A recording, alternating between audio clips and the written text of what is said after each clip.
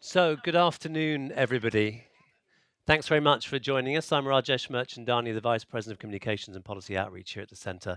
It's great that so many of you turned out to celebrate this moment for us. I hope you've had refreshments and a chance to peruse the book as you came in.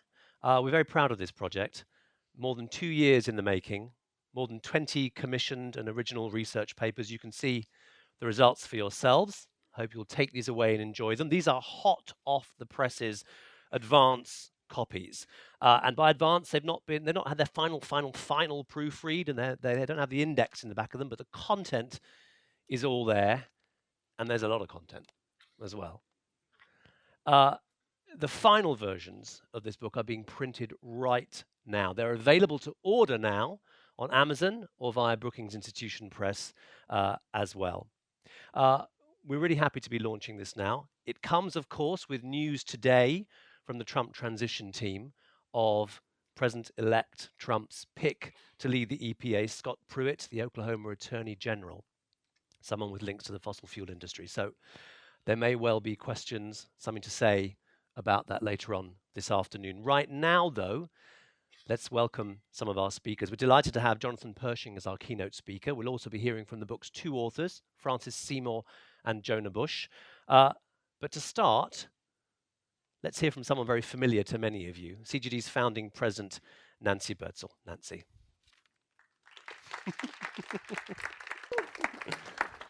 To the podium. Where do you want me? The podium. Podium. Okay. Well, thank you, Rajesh. It is really a magnificent book.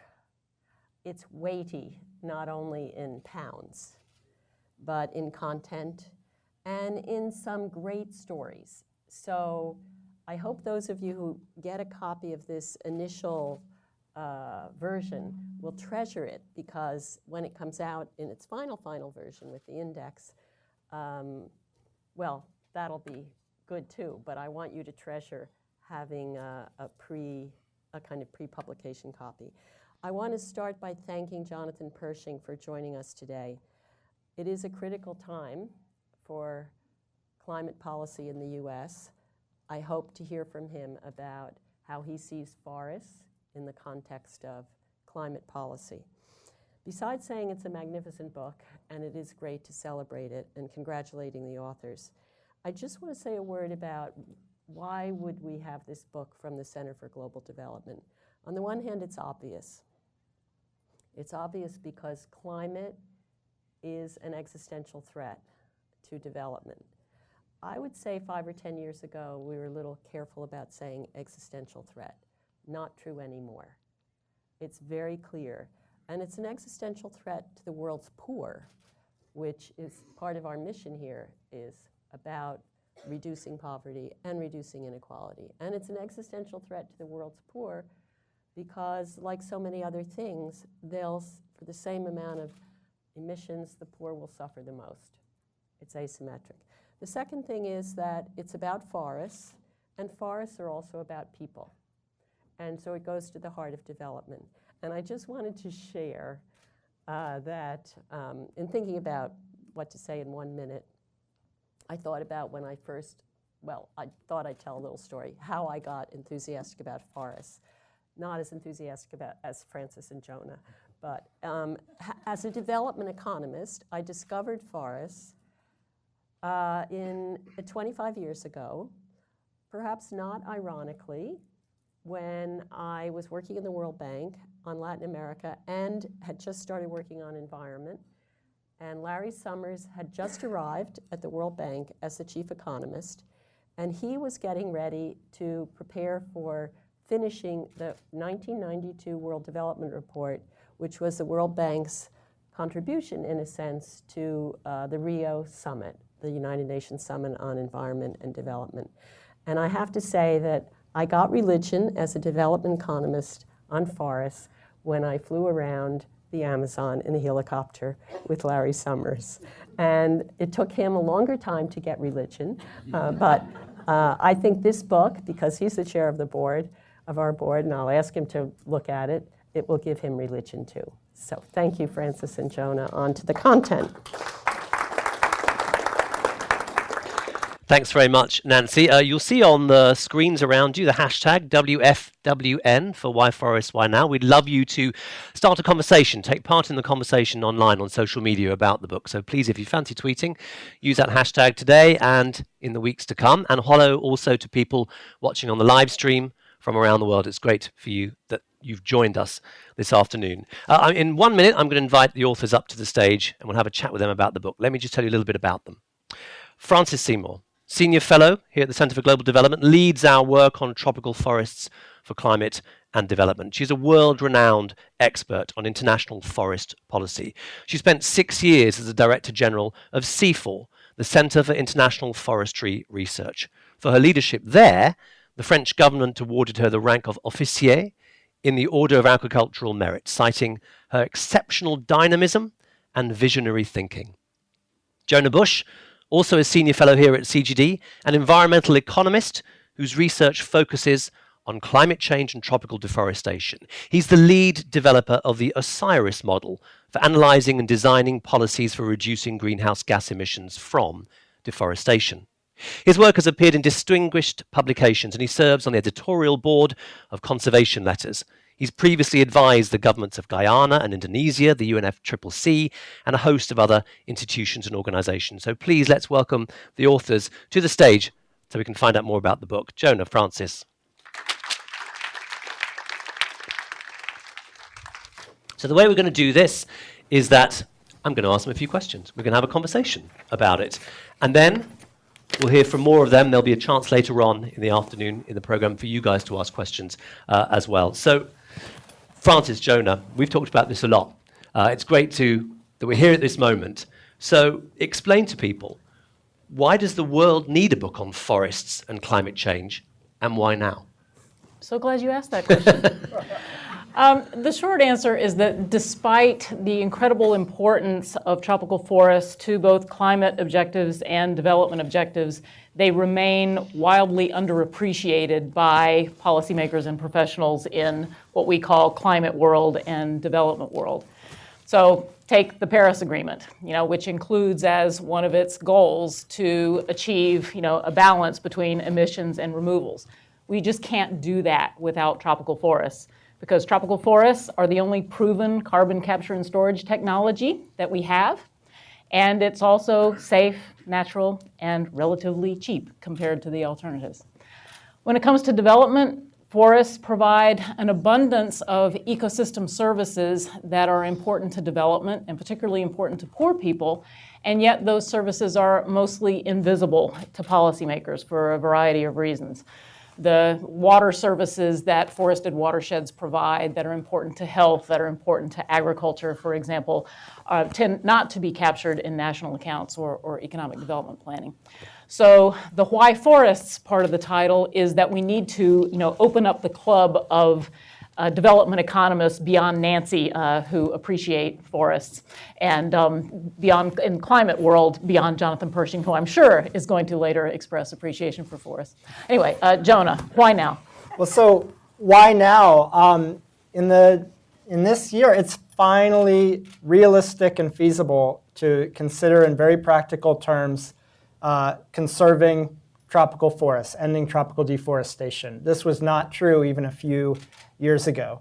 So thinking about the science and technology, we now have satellites ringing the Earth that are sending back pictures every few days of where there are forests and where those forests have been cleared. The pictures are the size of a baseball diamond. And this is just critical for law enforcement, it's critical for scientists, it's critical for policymakers. It's amazing. It wasn't there until 3 years ago at all. Thinking about the economics, Brazil has given the world a success story over the last decade that it is possible to reduce deforestation in the Amazon by around 3/4 off of its peak, while beef production, soy production have just kept on climbing over that decade without a blip. That type of success story gives inspiration to other countries that it is doable. And thinking about the politics, when Nancy was talking about that Earth Summit in 1992, forests were on the agenda. Tropical forests were a big topic, but there was complete acrimony between North-South countries for how to deal with it. By Paris, there was agreement, there was unanimity that tropical countries would conserve forests, that rich countries would put up money to pay them in a payment for performance manner. We have all that now, we can do it. And you guys talked, Jonah, you just mentioned there about increasing agricultural production at the same time as reducing deforestation. It feels to me then that part of the reason and the purpose of this book is to bust a few myths. That's right. There are quite a few myths that we try to bust in the book. I'll highlight two. One is the myth that tropical deforestation is principally caused by poor people. In fact, the leading cause of deforestation now is from commercial scale clearing of forests for globally traded commodity production. So the soybeans, the beef, the palm oil, the wood products. And in fact, the meta-analysis that Jonah and another colleague did showed that if you do the association, it's actually poorer communities are associated with more forest cover left. So it's definitely a myth that poor people are the principal cause of deforestation. The other one I'd mention is that a new myth has arisen in just the last couple of years that REDD+ has been tried and didn't work. REDD+ being reducing emissions from deforestation and forest degradation, which is the framework within the Climate Convention for International Cooperation on Forests. But if we define REDD+ as large-scale performance-based finance available to countries for performing, REDD+ remains a great idea that hasn't been tried. Because in fact, we only have a handful of experiments with this, and even the modest level of funding that's been made available for REDD+, most of it has not been made on a payment for performance basis. Another myth that comes up a lot is that solving climate change means only dealing with energy. It means only switching from fossil fuels to cleaner energy. And of course, that's a huge part of what needs to happen. But it's not the only part. Actually, the second biggest cause of climate change after burning fossil fuels is tropical deforestation. It's a double-digit contribution to emissions, and it can be an even larger contribution to the solution to climate change when you consider that you can not only stop the losses of carbon, but you can actually restore trees and take carbon out of the atmosphere. Another myth that we've encountered with our book is, as Rajesh alluded to, that there's sort of a zero sum, a trade-off between having agriculture and economic growth and keeping forests. That's why it's so important, this example of Brazil that I mentioned earlier that shows that they can have both agricultural and economic growth and forests. We also go through in great detail the science and economics of how standing forests contribute to agriculture. They provide cleaner water downstream. They provide cooler air downwind that's better for farming, and even emerging evidence that they create breadbaskets at continental scales. And we've talked about the huge amount of content in the book. I hope, ladies and gentlemen, you will take a moment to flick through it, or afterwards during the reception. You'll see a ton of infographics in there that we had specially made. And if you're watching online as well, all the background papers upon which the book was built are on our website as well. It is comprehensive, guys, but you had to leave stuff out, didn't you? I mean, what did you end up focusing on? I know that's hard to believe at more than 400 pages. As Rajesh just alluded to, we actually commissioned or produced more than 20 background papers that went into this book, and several of the authors of those papers are sitting here on the front row, and I hope take pride of production of the book along with us. So lots of content, and more content contributed by the 150 reviewers of the manuscript. And so, there were, not the whole manuscript, but parts of the manuscript. And so, there was a lot of stuff that we wanted to include, but just couldn't. And so I do encourage you to look at the full background papers that are on the website. And the acknowledgments in the book will also give you a full listing of all the contributors. But in terms of how we tried to focus the book, we really wanted to maintain a focus on, for the policy agenda, what rich countries can do, or what the international community can do. And while we do, for example, include a chapter that details how Brazil did it, That was really more to inspire confidence that it can be done rather than getting into the details of presuming to tell developing countries how they should reduce deforestation. So we wanted to make clear that it's possible, but our focus was on the role of rich countries. And Jonah, who's the book aimed at? So our primary audience for this are the people who determine policies or finance in climate change or in international development. And we're presuming no prior knowledge of forest issues whatsoever, although we do hope that this will be a resource and a handy reference book for forest professionals as well. We wanted the book to be authoritative. We wanted it to be accessible. So Francis mentioned all the background papers from really truly world experts and a lot of review to get that authoritative material. To make it accessible, Francis and I then took all that substance, added a little of our own, and wrote it from word 1 to word n in one voice telling one story. We translated it all from remote sensing language or political science language into something we thought everybody could understand. We have infographics throughout the book that you saw on the way in that we think tell the stories at a glance. And we started every chapter with a vignette that sort of gives an emotional connection or a story connection to the topic before getting into all the facts and the figures. And remember where we are. We're at the Center for Global Development. We're a policy research organization. It's not just an academic book, of course. There are policy asks, policy implications. Talk to us a little bit about what those are. So in the big picture, what we're asking for is more attention to forests in the relevant policy arenas.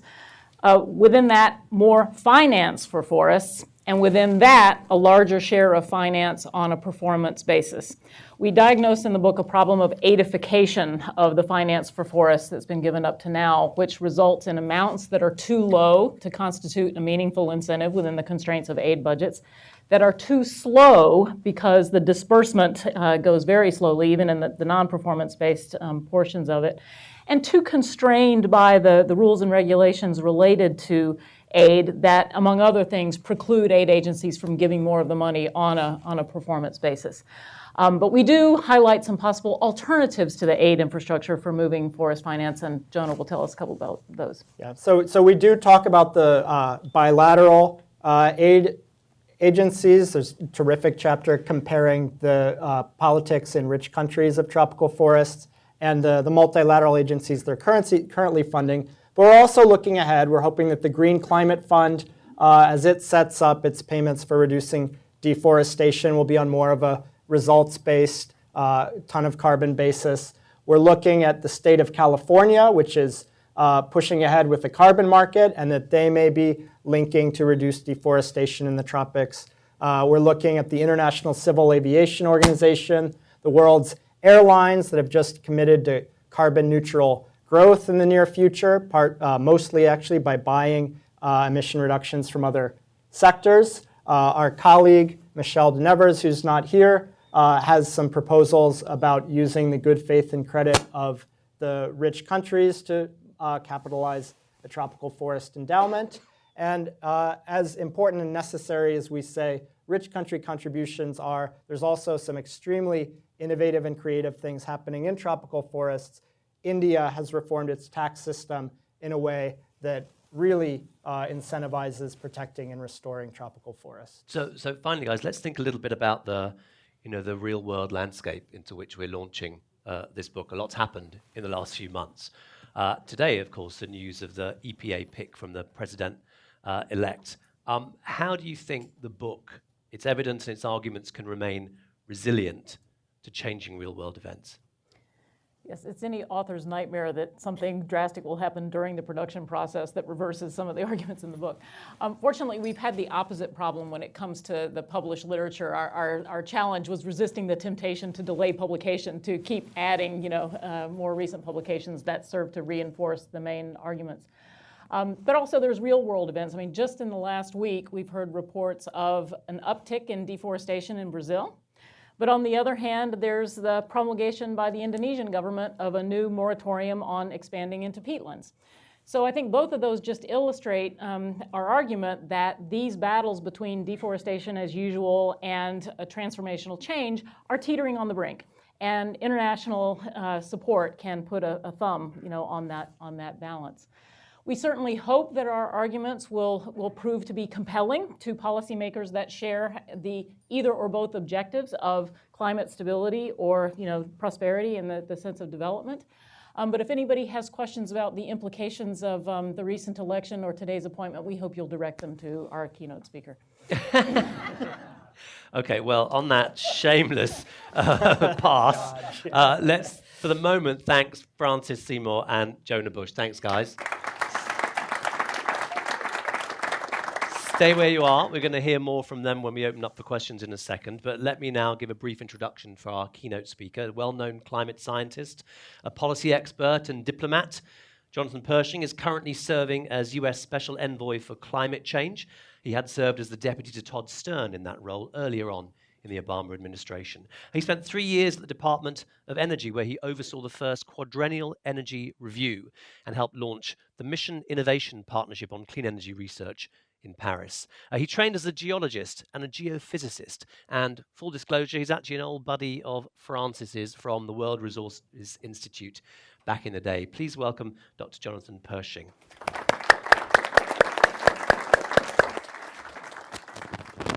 So thanks, Rajesh. It's a pleasure to be here, and congratulations to both Francis and Jonah on this really extraordinary achievement. It's always interesting when you come with a bias and a background on the energy side to start thinking about the actual breadth of the problem of climate change. And I think that the book in some ways serves not only a timely reminder of the importance of the entire suite of our activities, but also in some sense speaks to the integration questions. They've approached it from a forestry perspective, but they link it back to development. They've approached it, again, from this forest vision, but link it to water, link it to questions of economic development, link it to issues of system services. And to my way of thinking, that needs to permeate not just our forest discussions, but quite frankly, our broader climate discussions. And Nancy, something that you guys do here at CGD, I think in an important way, is to make those connections. So really congratulations on what you've done. I'd like to make a few comments that kind of perhaps build on where I see us now and maybe take advantage of this moment to make a few remarks that link back to the forestry side as well. So let me start off with a story.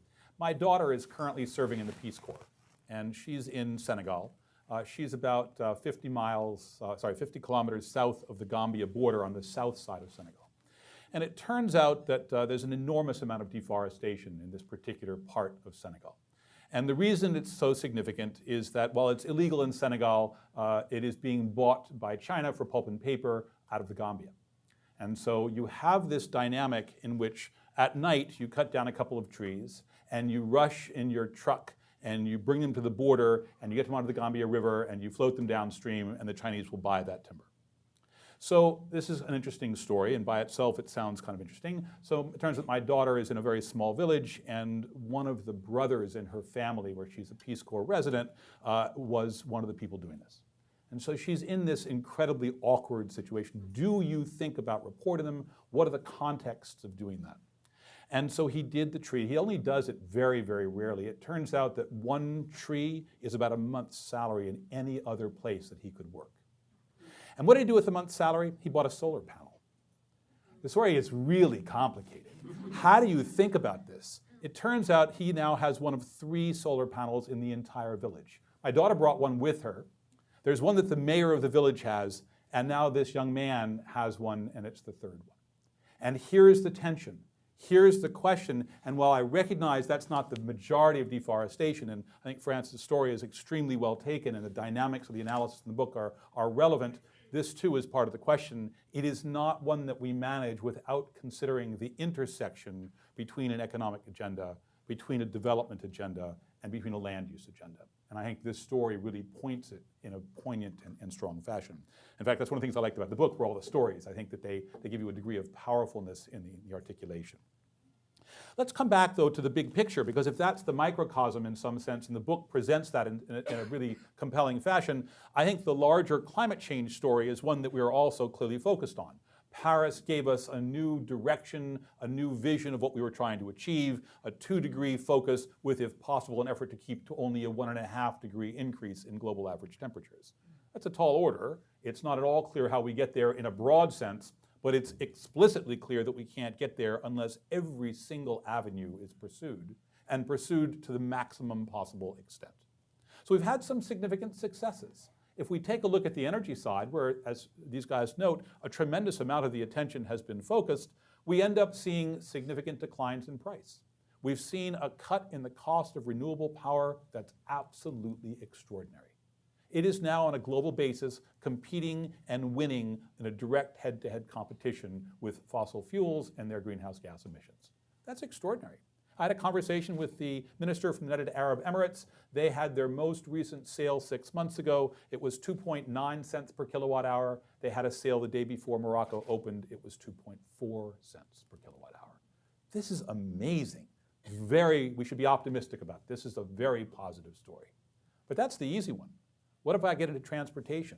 We're still at just passing 1 million electric vehicles in a world that has 1 billion new commercial buyers. What if I look at the industrial story? We're still seeing the use of hydrofluorocarbons, which we're now trying to phase down in the context of the agreement reached in Kigali. What if I look at the context of aluminum? What if I look at the industrial smelter requirements and the production of perfluorocarbons? These are enormously potent greenhouse gases. And what if I look at land use and agriculture, where I've not seen the same kind of progress? But, and this is where the story is more optimistic, we're actually seeing an enormous attention finally being focused on these issues. If we look at this sector and we look at what countries have committed to doing, they've agreed in Paris to adopt nationally determined contributions. It's just a fancy way, which of course none of us in the negotiation world can ever get away from a simple term. They set targets. We're not allowed to say targets, so we wrote this long term, originally called intended nationally determined contributions, but they're targets. And countries have set them in a really diverse form. But what I'm struck by is how many of the countries in the world, 140, have included land use and forest in their target sets. That's extraordinary. That's a very significant shift from where we had been as little as 10 years ago when I looked at the numbers that were out there, and there were a handful who mentioned the emissions from the land use sector and gave it short shrift, if that. Here we now have, only a few years later, and 140 countries have included them in their number. And in some countries, they're enormous, contributing up to 80% of a country's emissions. And those countries where they're as high as that are beginning to take very, very serious steps to address them. Francis and Jonah both have had occasion to work in Indonesia. I didn't work there, but I had a very good meeting with Minister Siti, who's the environment minister in Indonesia, who was in Morocco, and she and I actually saw each other a couple of times over the last 6 months. She also came to New York for the signing of the Paris Accords when it was open for signature. And she and I had a series of discussions about what is happening in Indonesia. One of the things that was done in New York is that the vice president of Indonesia also came and hosted a session around discussions of what's next for the forest community. And he was looking at payment for ecosystem services, and he was looking at questions of monitoring and verification, and he was looking at how you manage the financial asset question so that you're no longer saying, I need a development loan program or a grant program, but I see commercial and economic value in the preservation of this part of my ecosystem. That's an enormously positive step. I went with one of the people who's here, Chris Dragosic, who I've had the pleasure of working with for a number of years. A number of years ago, we went down to Peru. And we had this extraordinary, for me, it was Nancy, it was my Larry Summers moment. We had arranged to get a trip over the flooded part of the rainforest in the Amazon. And then we concluded that trip with a meeting that, frankly, a little bit by serendipity, was all of the Amazon governors from Peru were meeting and talking about deforestation. And here's where I come back to the conversation that you guys have in the book and where I think that the pieces are very real, because the drivers were different for every governor. It wasn't a simple issue of, I'm going to go in, even in the context of large-scale deforestation for the establishment of soy or wheat or cattle. Now, that was only one of the governor's stories. The second governor had a very different story, and he said, now the problem for me is gold. The problem for me is that I'm going in with dredges, and those dredges are great during the flooded season, and I can take them in and they clear everything. And the government actually is coming in and bombing the dredges because deforestation is illegal and they really want to preserve the forest, and there's a really active program to prevent it. And the governor said, and in less than a week, they've reconstructed the dredge. That's the value of the commodity, and that's the tension. The best story that I heard was the one around farming because it was local. And that was a story where the governor had a fabulous set of answers. He said, we've actually succeeded. We're looking at intensification of our existing crops. We're finding ways to do intercropping. We're finding ways to take resources out of the forest and make them economic. But the value there of the forest versus the alternative was not only equal, but the balance was on the side of preservation and constraint. The gold, not so good. Really tough. On the big commodity side, though, there's another set of things that are actually moving forward. And I had the opportunity when I was in Morocco and over the course of the last few months to have engaged in a series of discussions with Paul Polman. Many of you know him, a man of significant interest in this domain. He's the CEO of Unilever, a major commodities player, a major structural actor in food and in packaging.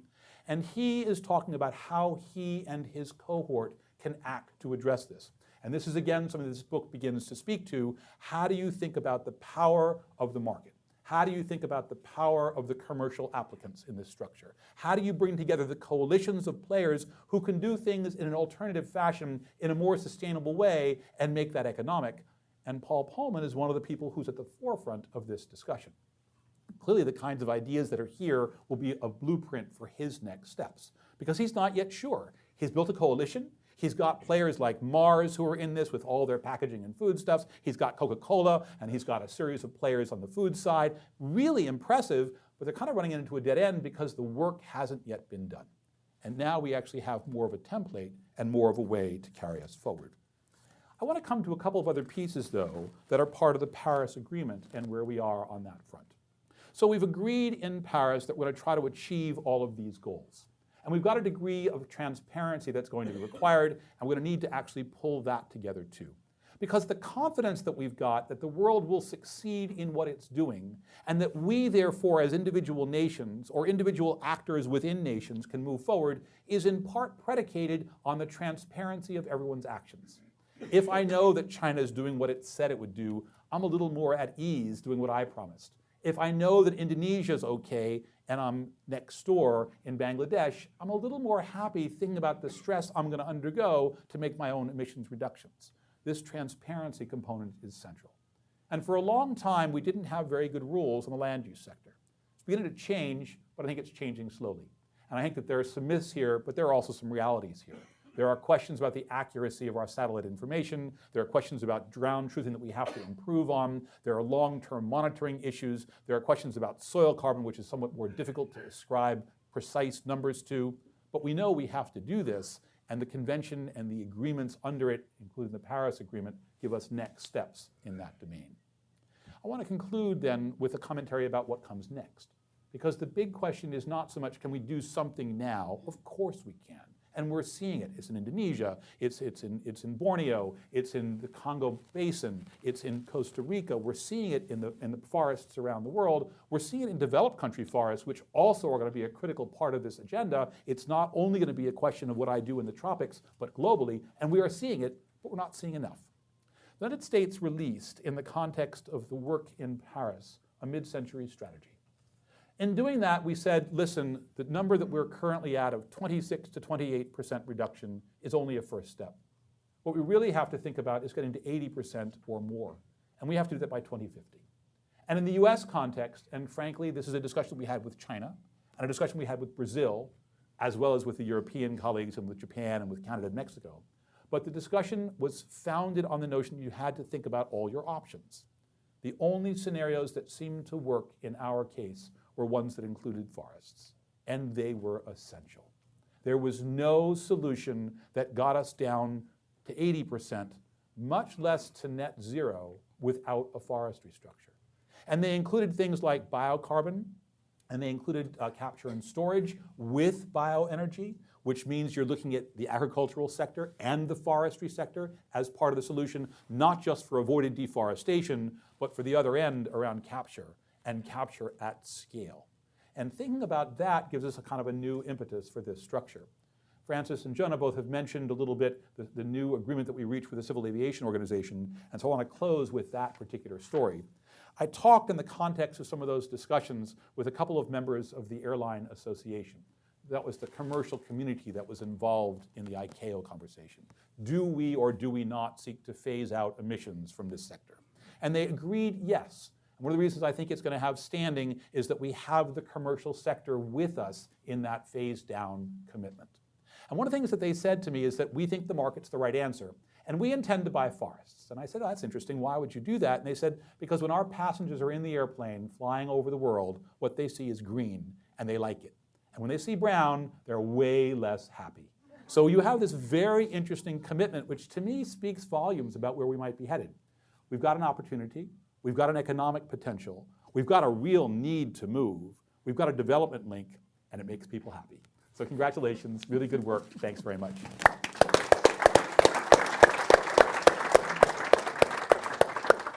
Thanks very much, Jonathan Pershing. Nancy's just coming back to the stage, and in a second we'll open up to questions from all of you guys. But I just want to give Francis and Jonah and Nancy, in fact, a chance to respond to anything that Jonathan Pershing said. First of all, if there's anything that you actually want to pick up on. You look like there's nothing, actually. No, it's great. I endorse everything you said. No? Yeah, I want to ask both Francis and Jonah, and then Jonathan maybe to comment, because I think you didn't give enough push. You said edification makes it difficult to pay for performance.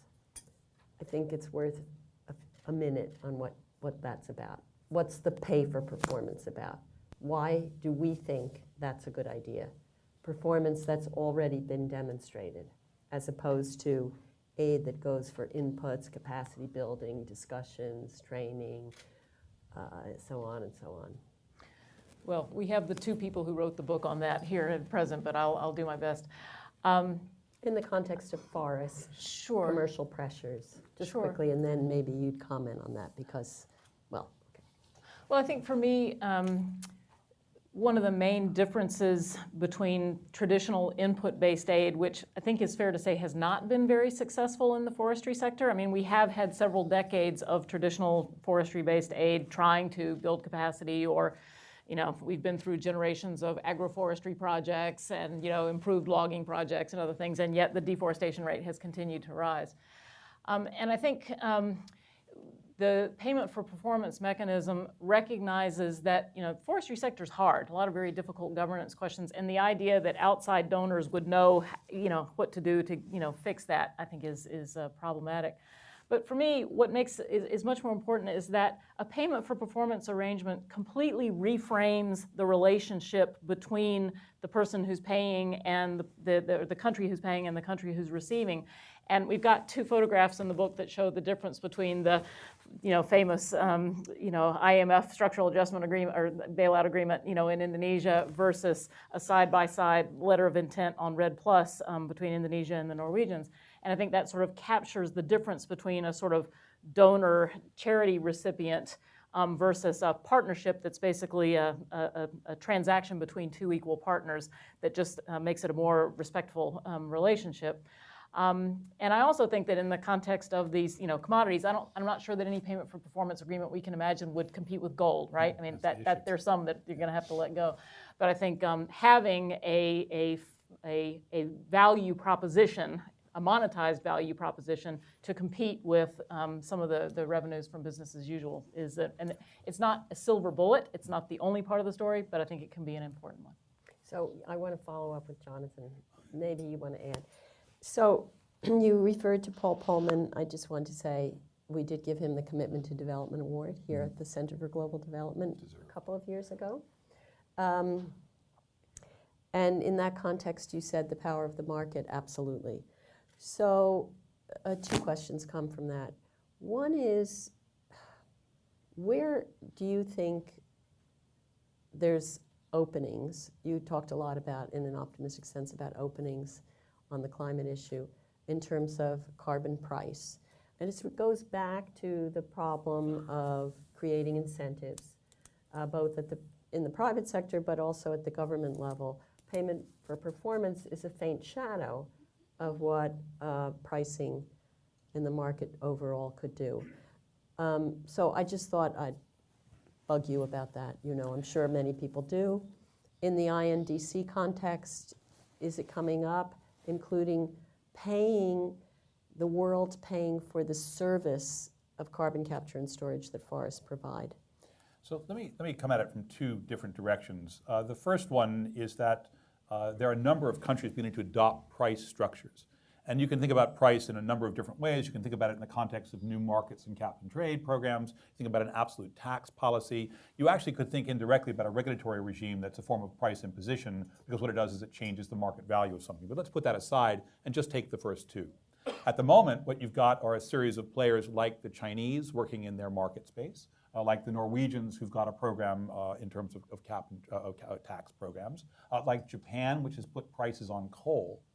Like what's now going to be arguably in the form of the ICAO agreement around the obligation to purchase offsets for emissions from the aviation sector. So it is clearly an emerging space. In California, we hope Absolutely. offsets on forests. Clearly does. But let me come back to the other side of it, which is that there's been, I think, a lot of concern about which sectors you do, what kind of information you have, and the validity of offsets in different domains. Inasmuch as countries are looking at universal activity, so there are no offsets anymore beyond the market. In other words, it's a cap and trade program, but it's economy-wide. It's a little bit hard to see where the offsets get added in, and are other countries going to make them part or not part of the obligation they've taken under Paris? Is it recorded in the NDC? And let's in fact take it one step further. At the moment, there's a current conversation in Canada which is proposing to establish a cap and trade program, a very interesting price kind of a structure. And they're looking at the potential purchase of permits from California, which also has a cap and trade structure. Will the United States, going forward, choose to incorporate the emissions sold to Canada in the next inventory that we provide to the UNFCCC? It requires the United States to approve this because the rules under the Paris Agreement say that the host country must approve the sale. That was done to a certain extent to protect countries from pernicious behavior by others and to make sure there was transparency and clarity. So we now have a really open question for the next administration. Will they or will they not approve a sale of California tons to Canada? These kinds of things are going to be the next round of discussions, and that's independent of, do you believe the California forestry numbers? Do you believe the registry numbers? Do you believe the permit price numbers? Is the market robust? Those are all separable from this maybe basic question for next steps. Okay. Okay, let's open it up to You questions. had a question, Amy, for Jonathan Jonah. Or Then you let's did. open it up to the You wanted audience. to go on and that's okay. Let's open up to the audience then. We have a couple of mics going round. So the way we'll do this is that if you want to ask a question, please put your hand up. If the mic comes to you, please stand up, say your name, your affiliation, and then a question as opposed to a statement would be welcome. Brief as well. I'll take probably 2 or 3 at once, and then we'll put them to the panel. So who has a question they would like to ask? I know it's always shy to begin with. Lady at the back there, and then lady at that, and then gentleman in the middle there. She's second, and then this lady in the green sweater first. Oh, Go ahead. me first. Sorry. Hi, I'm Brittany Patterson with E&E News. Thank you so much for holding this.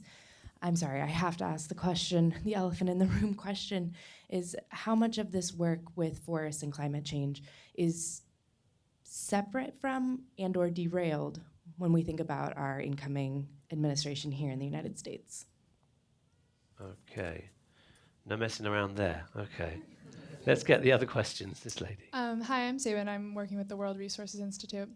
And you mentioned that forests are underappreciated by politicians and policymakers. And I was wondering how the general public factors into that. What specific tools are you guys using to address these messages to the wider public? And how are you looking to build a larger forest movement around some of the messages in your book? Okay. That's where you come in, actually. You're part of the solution. Now I can answer that one. And then gentleman in the middle here.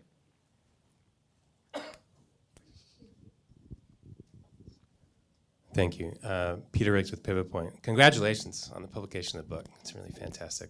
My question's a little finer grained. I'm very interested, since we have Jonathan here, to ask about the ICAO decision, the International Civil Aviation Organization agreement, which essentially has arrogated to itself, potentially, a number of credits will come out of the land sector. I think this has the potential to undermine Article 6 of the Paris Agreement, but it also has the ability to strengthen it. So I'd like to hear some reflections on that. Thank you very much. Okay. Jonathan, as that was directed to you directly, why don't we start with that question and work back? Great, thank you so much. I think it's a legitimate issue to worry about. The one downside, or one of the downsides, is that you could have parallel systems moving forward. And you could end up with a group of experts, because frankly ICAO right now is a smaller body, has a somewhat different decision-making process, could relatively quickly come to decisions and terms around how to manage this. And meanwhile, the climate convention process, as we know, is a bit lugubrious, a little slow, and may take some time to get to the same outcomes. The flip side, however, is it turns out to be the exact same people. It is the negotiators who work on cap-and-trade systems who are the negotiators who work on ICAO on cap-and-trade systems. So I'm somewhat less daunted, and in fact, if anything, I'm slightly more optimistic, because it does strike me that a more rapid decision-making process might be pretty good for the system. I also note that there's a degree of urgency in the aviation sector around this. There's a lot of concern that in the absence of this kind of collective agreement, we will again revert to a more fragmented kind of regime, dating back to when Europe chose to set its own aviation sector program in motion and was proposing to have surcharges and tariffs on countries flying in and out of Europe, and they had no voice in that structure. So to me, there's this kind of intensity and tension that's real, but I'm more optimistic than not. I think that the Article 6 discussions, certainly that we've had in the context of Morocco, are moving in a very similar direction to the ones that we've had in the context of the ICAO CAPE, the Committee on Environmental Performance. Jonah or Francis, do you have anything to add about this? I know Jonah blogged about this, didn't you? Which question, the ICAO first question? Yeah. Okay. I was formulating answers to the other ones, thinking that was for... Well, I'll let you off. I'll let you off the sorry. hook for the airline Didn't question then. address your larger Which question were you formulating an answer to? Well, both of the other ones. I'm sorry. Go for it. Okay. So I was I live in China now. I'm on sabbatical in Hangzhou, China, and I was at a conference in Kunming of the Chinese economic environmental decision makers, and was on a panel where I was asked the same question. You know, what does this new president mean? So questions all around the world, not many answers yet, but I think not too soon to hope. So my hope is that, well, first, that the US doesn't drop any balls. And second, if we do, that there's others in the world that are able to catch some of those balls before they hit the ground. California, we've talked about. China certainly has an opportunity to come in. You know, they've been sharing the spotlight with the US as the two heroes for the last 2 years or so that are, you know, bringing everyone else together. If they choose and would like to be the sole hero on this issue, they may well get the chance to prove whether they're up to the task. I just want to mention one of the many things that I'm learning every day, like this sale approval thing, of something that the US does on climate and forests that's really important. I just want to put in a special plug for all those satellites that NASA keeps flying. One of them, Landsat, actually two of them, Landsat and MODIS, have been just revolutionary, and almost everything we'd like to be able to do on forests depends on, at its root, the data that's coming from those satellites. So I hope we can find a way to keep them flying. Do you want to say anything about any of that? Well, let me put 3 comments out there. The first one is that we don't know. So let's be very clear. We have yet to see a policy on climate that's explicit.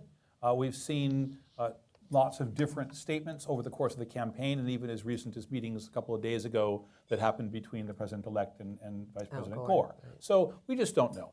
The second comment, though, comes really back to things you guys wrote about in the book, and which to me are fundamental. I don't believe the majority of the world's climate policies are dictated by the United States anymore. I think there was a period where they were influenced by us much more significantly. I don't want to diminish the role that the President, the Secretary, the United States played in getting to the deal, but the deal now is predicated on nationally determined agreements. It's not a function of being told by the outside world what to do. It's a function of what fits your development agenda and how do you see yourself, your country, your economy evolving. And as I look at the numbers for the countries focused on forests, that it's so abundantly clear. The problems in Indonesia are climate change, to be sure, but their forest scenario and solution is around a development agenda. The same thing applies in Brazil. The dynamics of what's going on in Costa Rica and the prevention of further deforestation is a tourism issue, which is around GDP. These are things that have much more standing than a piece of paper agreement signed in Paris, and while it has enormous benefits for Paris, it's not predicated on that outcome. The final thing that I would say is that as I look at the opportunities for Americans, American business, American engagement, they're quite promising, including in the forestry sector. If I think about the kinds of technologies that are available, the kind of crop opportunities that are available, and frankly the consumer demand that will push and prod companies to move, it gives me much more optimism. If I take a look at the companies that put on their label sustainable yield, they're doing very, very well in the commercial marketplace. Their stock is going up, not down. Consumers are happy with their products, not unhappy, and they like the label, and they appreciate the fact that there are standards to which those companies are being held, so they have some confidence that the product is real. Again, not contingent on our government. Jonathan, I just want to say that was brilliant. You give me hope.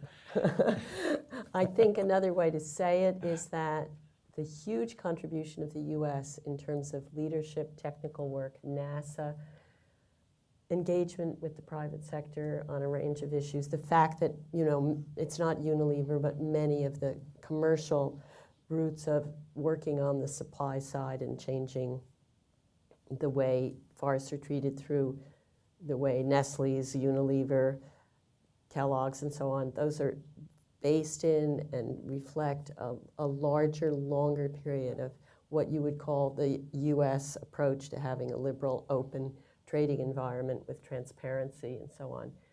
And that, I think, has made a huge contribution that luckily has been made. And now, as you suggest, the rest of the world is coming along. So I guess the biggest risk is just that there will be a reaction of, well, if the U.S. isn't doing it, where we see costs, especially in the developing world, why would we do it? And you answered that as well, come to think of it. And the book answers that as well. So thank you very much. Brilliant. Jonathan, seeing as you're on a roll here, let's get your thoughts also about the question that we had from a lady from WRI about how to build a movement, really, amongst members of the public around the development aspects of forests. So I was struck, and this is a conversation that Francis and I had a long time ago. We had a board member when I was at WRI who left and began to do work on cities. And one of the things that he said to me, this is Dennis Hayes, who many of you guys may know, one of the things that Dennis said to me was that there are too many people now who live in cities that have never been to the countryside. They haven't been there. They haven't been camping. They didn't grow up on a farm. My grandparents' generation, the majority of people at that point lived on a farm at some point in their lives. And my parents' generation at least visited the farm. And my kids' generation maybe have seen one in a book, right? So it's a really different model. So how do you engender interest and enthusiasm for the non-built environment among a community and a constituency that doesn't live there? We're looking at, by the year 2030, 70% of Americans living in urban settings, and the odds are good they'll never go outside of them. The majority will be in developing countries and won't have that experience. So how do you tie that in? How do you make it real and tangible? And I think Dennis had a couple of really interesting things that I found compelling then, and I still do find compelling. One of the things he talked about was the need to establish in urban communities settings which are natural, where we have parks, where we put trees in, where we have plantings, where we have community gardens, where we establish some ability to connect back to the things that are natural, not only the things that are built. And if you do, and you see the cities that are doing this, and I was just at the meeting of the C40 of the big cities in the world that was hosted by Mexico City just last week in Mexico City, and cities are thinking about that part of urban development, and that's part of the story. I think a second part of the story is that people do care around global ecosystems. It's a harder sell. You have to be more engaged in a larger vision, but people do see interconnectedness, and there are parallels to be drawn about that in the larger world. So people are interested, for example, in where their food comes from. And thinking about the ecosystem services of water purification is one that you can talk about and that will resonate with people. If I live in a place like San Francisco and those marshes are disappearing, and they're disappearing because we're building on top of them, and the water quality now going back into my agricultural systems in the valley, which partly comes there, I can see that. I can make that connection. I can link myself back to that. And then finally, I think we need to have a community of artists and photographers and literary people. I think that our culture is rife and ripe with this kind of storyline, the narrative. And to me, it's very often glossed over. You have a technical vision, this is the answer, and it's numeric, and I have to have my quants evaluating where it is, and can I get my asset value attached to it? But that's not the way people live. People live with stories. And the story is about their generation and their parents' generation. I was stunned when the president set aside the reserve near Antarctica that he participated in, and the other one off the coast of Hawaii, how popular it was. The vast majority of people will never go diving there. It's really hard to get to. But they were really happy we did this. Mm-hmm. It resonates. People care. People want these things in their lives, even if they're at a remove, even if they're at a distance, they connect with them. And I think that our job is to help tell those stories as well. Very good. Yeah, economists call that the option value. Yeah. Francis, Jonah, any thoughts on that point? Well, we have a chapter in the book on the politics of international cooperation on tropical forests in rich countries. And one of the points that we make, and this was based on studies of Germany, the United States, the UK, Australia, that actually saving the rainforest is not controversial as long as that rainforest is in somebody else's country, right? I mean, this is just, it's an easy sell. Tropical forests are charismatic. They have all kinds of neat plants and animals in them. And so there's sort of a baseline appreciation and willingness to, help based on biodiversity and cultural diversity kinds of affinities.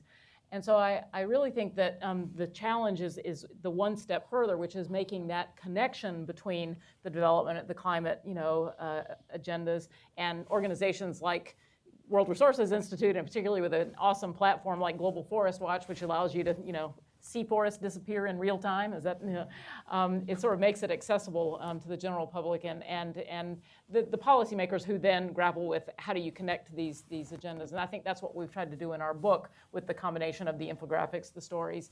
Not that my dad, who may be watching, will make it through the whole 400 pages, as a member of the general public, but I think we did try to make it accessible in such a way to appeal to some of the emotions as well as some of the numbers. I'd like to know if the lady from the World Resources Institute actually has some ideas yourself about coalition building around this, reaching out to people. Oh no, I'll put you on the spot. Okay, don't worry. It's an issue that we're working on and we're thinking about, and I'm here with some colleagues today that are also considering that, because it seems like right now there hasn't been as much of a movement around restoration in particular. And getting the public involved would be a critical step in the right direction. Okay, well sidestepped. May I respond to that as well? Okay, so another chapter that we have in the book, we have two chapters, one on the science, one on the economics of all the things forests contribute to people's lives other than a stable climate. And for 15 years or so, there's been a very active research agenda called ecosystem services that the Millennium Ecosystem Assessment has said. There's provisioning services, there's regulating services. It's unintelligible. Sorry if anybody wrote it. We have reframed it to talk about things that we think people care about, which actually map pretty nicely to the Sustainable Development Goals. People care about their health. People care about their water. People care about their food. People care about their energy. These are all things that forests contribute to. So we're providing the framing and the substance and documenting how forests help each of those things, in addition to trying to put it into language and pictures that we think connect one or two steps better than a scientific article. Okay, let's get a couple more questions. Let's get these two gentlemen here, first row, front row, and then second row. Hi, I'm JP Gibbons. I'm from USAID. I work for the Development Credit Authority, which is the credit guarantee platform for aid. And I just flipped through your chapter on finance. And I was a little bit surprised that there wasn't much on the private sector finance funds that are active in the space, some that we have guarantees with. And it talked about aid being a constraining mechanism where there's opportunities to leverage that. And I know the last section at the back of the chapter said leveraging the private sector. I'm wondering why there wasn't more of a focus on it, given that I could probably name 7 or 8 private sector finance funds that that are out trying to invest in tropical landscapes and conservation. So, and especially since they say that conservation, the amount from public sector versus private sector, you're going to need to see a lot of private sector in the future. So if you could talk about that, I'd appreciate it. Thanks. Let's just pick up one more question from the gentleman behind. Thank you. Fantastic. Thank you for all your work. My name is Mark Douglas, and I'm with USAID on most days, but today it's a day off. I'm not in a mission. So I'm asking as a private individual about two other potential elephants in the room, which I'm curious if they made it into your book. One would be population pressure, and the other would be, I'll just phrase it, consumption, but there are plenty of synonyms for that one. Mm-hmm. Okay. Jonah, Francis. So I'll start in the response to the first question. I think it's a very timely question because there's a lot of energy around mobilizing private investment in sustainable landscapes all over the place, and certainly in the country where I know what I don't know, at least, and that's Indonesia. I guess my own understanding of the experience of a lot of those attempts to mobilize private investment is they get stuck at the deal flow point, that they have trouble finding investable projects that both will generate a return that's not massively dependent on public subsidy and that scale to be of interest to the big investors. And I guess, again, speaking from my knowledge of Indonesia, frankly speaking, we're not going to have a lot of bankable deals until the policy framework shifts. I mean, it really doesn't make sense to try to invest in doing it right when there's not law enforcement, for the guy down the street who's doing it wrong. And in our view, the payment for performance mechanism can provide that sort of public sector complement to incentivize shifting the broader policy framework that will then make investment in doing the good things more profitable and feasible. Yeah, so on population and on consumption. So we have an entire chapter, it's chapter 8, that's about consumption. And it's got things like the very first map of all of the carbon emissions that take place because of clearing for agricultural products that are then exported to consumers. And so you can see arrows going from Brazil for their soy deforestation, over to Europe or over to China, and the width represents how much carbon emissions are there based on the trade flow. So we have a lot about consumption, an entire chapter actually about the supply chain commitments, Paul Pullman and his company and so forth, that I invite you to read. On population, so we have an entire chapter, chapter 7, about what drives deforestation and what stops it. And again, our focus is really on how rich countries can play a role for climate and development, but we do want to look and analyze the problem. We did a meta-analysis of more than 100 published studies that all looked statistically at associations between different factors in deforestation. Protected areas slow deforestation, roads accelerate deforestation. Community management is sort of a wash. So we looked at a bunch of variables. One of them was population. Population in an area is very strongly associated with deforestation. More people live there, you have less forest. However, when it comes to as a policy lever, there's not a lot of policies related to population that we could think of that seem very practical as a way to slow deforestation. Things like family planning are entirely justifiable on their own merits, but when you think about the lag time between when that happens and forests are cleared, it's probably not nearly as effective as something like just enforcing the laws that are already on the books to protect the forest. So we considered population and went with other policies as better, quicker, more cost-effective bets. Okay, I'm going to take two very quick last questions. Let's get one from the gentleman in the light blue shirt, and then let's go to that lady there. Sorry, sir. Let's go to that lady over there. Tim Mealy with Meridian Institute. I'm very pleased to be here. Congratulations, Francis and Jonah, on the book. I'm going to ask a question about the International Civil Aviation Organization as well. I'm going to try to frame this carefully. And Francis, I think I know what your answer is already, but so I'm going to pose this to Jonathan, and feel free, both of the authors to respond as well. So Jonathan, I have to disagree a little bit with your characterization of the overlap of expertise in the UNFCCC and ICAO. My impression is that ICAO has been historically, in fact, I think it predates the formation of the UN. The Chicago Convention was all about safety and trying to make sure the civil aviation system was safe to fly in. And in the U.S., it's the Federal Aviation Administration that's the lead agency, along with the State Department. So in the U.S. and other developed countries, you see a confluence of people who are smart about carbon markets, who have been historically involved in ICAO, but in the developing countries, I think a heck of a lot less so. So the steering committee of the CAPE, which is the Committee on Aviation Environmental Protection Agency, meeting here in Washington right now as we speak, has a bunch of delegates there from developing countries who are not nearly as intelligent on climate change generally, let alone carbon markets. And there's a huge there's some history here with airlines purchasing credits on a voluntary market with project developers in the forest sector. There's a relationship there. I'll make it quick. Yes, I'm going to the question. Yeah. So the question that I have is, what is the U.S. government doing to try to build coalitions with developing countries to make sure that the progress that we've achieved in the UNFCCC on REDD+ at the national scale is going to be maintained and further advanced in the ICAO process? And that last question from the lady there. Kelly Stone with ActionAid. So what I'm interested in is a bit of the tensions between different types of action in the land sector on climate change. And I want to pick up specifically on BECCS versus reforestation, afforestation, and preventing deforestation. Because I'm particularly concerned about, even setting aside the concerns with BECCS around carbon accounting and land rights, just the amounts of land that are in some of these models around BECCS is quite staggering.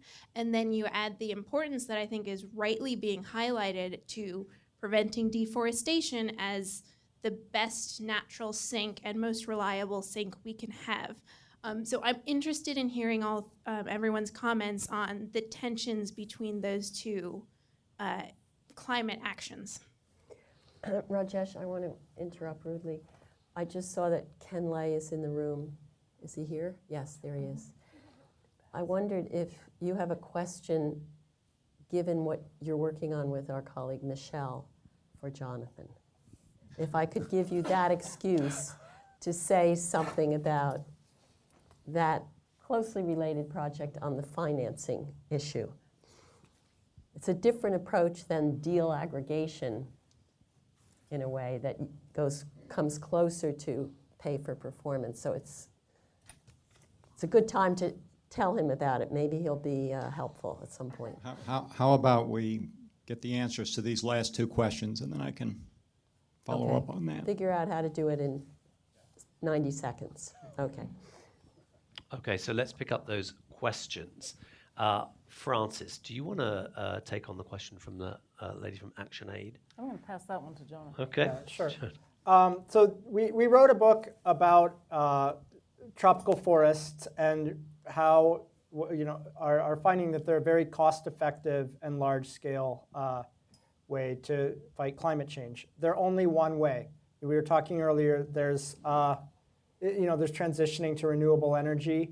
There's carbon and capture and storage in so-called clean coal plants. There's what you're alluding to, bioenergy, carbon capture and storage. We would like to be able to compare the costs and the volumes from reducing deforestation with all of these other alternative methods. And in fact, chapter 5 of our book is devoted to doing that.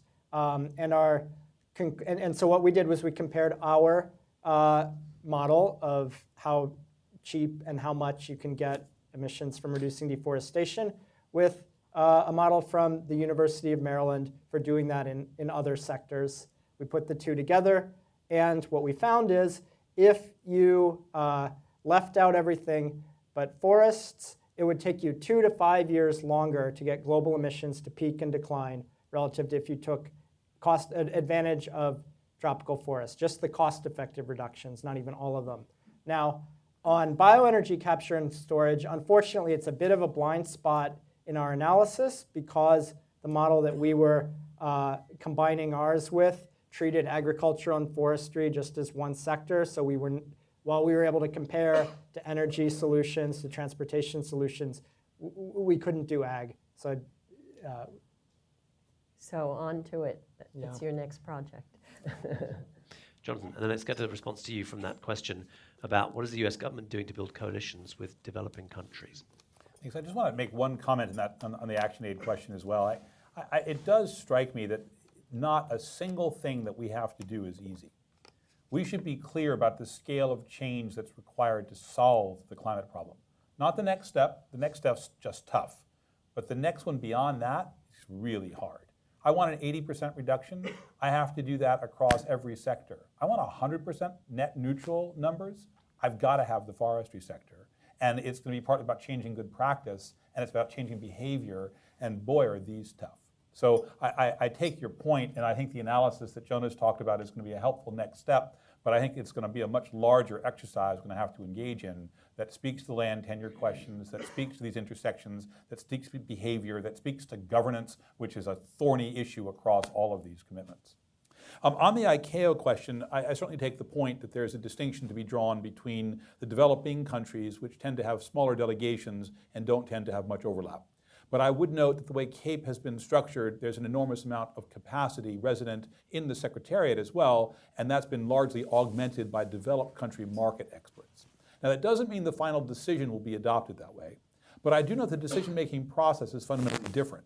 The chair here has enormous authority, and the director of ICAO has enormous authority in ways that make it more like an OECD or an IAA structure where fact-based vision, where analytical resources can be brought to the table.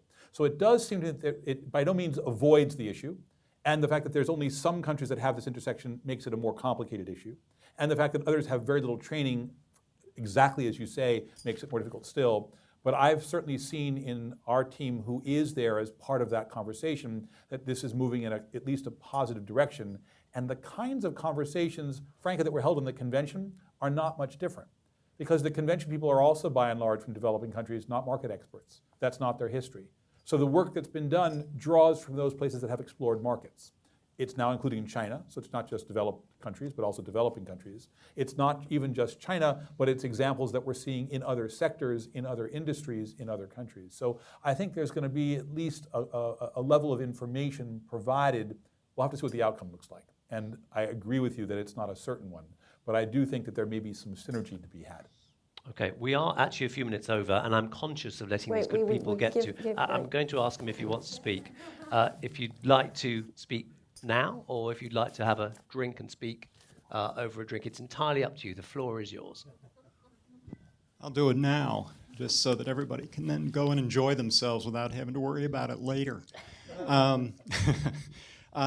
I didn't get here until after you guys had started, so you may have covered some of this. I think one of the key issues that we've all been faced with is there's a compelling story behind the pay-for-performance model of trying to incentivize all of this. And the question is, I think it's been evident, even in the part of the conversation I heard, getting this to some scale that's going to be meaningful if you're actually looking at the economics of, let me call it the economics of deforestation in a lot of these places, is not easy. So we've been thinking about how can we do that in a world that is hugely constrained in terms of the availability of public sector credit. Nobody is going to go to the United States Congress and say to them, we think you should be paying hundreds of billions of dollars to Brazil to avoid deforestation. We've had some countries who have been willing to step forward, as all of you know, and do this. So we said, is there going to be a way to try to step this up with making as efficient a use of the public credit as we possibly could? So where we got with this, and we're working at CGD on this, is to stand up an endowment fund from borrowed funds in major countries in which they will receive their debt service cost, they will get the debt repaid, but the endowment fund will be invested in a fully diversified portfolio. Think Harvard Endowment, think California Public Employee Retirement System, fully diversified fund. And the excess returns in that endowment accrue to, over the medium and long term, to forest countries that are successful in the avoided deforestation effort. I guess the question that we're going to have is, what kind of scale are we going to have to actually achieve in an endowment fund that we calculate, if you look at this over a very long period of time through multiple different market environments. You look at that, and it tends to be at about a 5% nominal excess return over the cost of debt for the countries that we're hoping to persuade to stand this up. And that means that you've got to have a pretty sizable endowment fund to be able to offer substantial incentives. And on the other hand, there are funds out there that get you into that scale. There are precedents out there in that scale. But I'm kind of curious as to what the folks think about, what sort of scale is actually meaningful in this. And so how much of an endowment fund do we actually have to establish here? So that's for the reception. Thank you. Thank you very much. Okay. Thank you. So actually what I'm going to do then thank you very much, Ken Lay. Jonah and Francis, I'm going to give you 30 seconds each. Why don't you tell us, just, freestyle a little bit here. I know you haven't really thought about this. What do you hope this book achieves? What do you want people here and watching on the live stream to go and do with it? Well, I hope everybody who's sitting here and listening feels empowered to be an ambassador for not just the book as a book, but for the messages that it supports. And I think everybody here, has a unique set of insight about, what tweets would be effective. That would not be me, but somebody else here would know how to do that. Or, in what conferences, or, how to, what key policymaker, whether at the top or 4 levels down, would be the place to really get this message. And I hope that this is a continuing conversation about how we can use the fact of the book as a platform for getting those conversations going, so that we seed more attention to forests. Because I think once we've got the attention, we'll have the support, because it's such a compelling story. We just got to get people to listen to it the first time, and then the rest will take care of itself. Jonah, do you have anything to add to that? Very similar. We've got this book. We think it's got a great message. We think we tell it in a way that can be understood broadly, but there's only 2 of us. There's 100 people in this room, and you each have 100 friends, and they have 100 friends. So please take it and help us get the messages out there. Okay, thanks very much, guys. Quick shout out to Jonah's parents, who've flown in from Indiana for the event here. And also, I'd just like to add thanks to Emily Fakey, Casey Brown, and Emily Schabacker, whose invaluable help has made this event so good. And to thank you for coming, and to thank our panel. Thank you very much indeed. Now, please enjoy yourselves.